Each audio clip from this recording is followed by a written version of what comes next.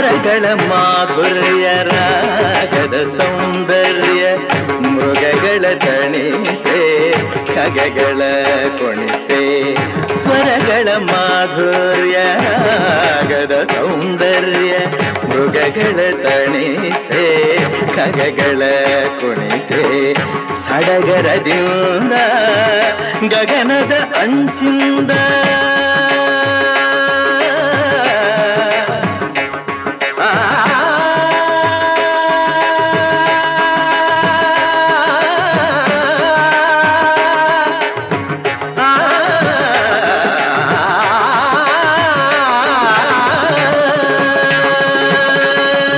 ಸಡಗರದಿಂದ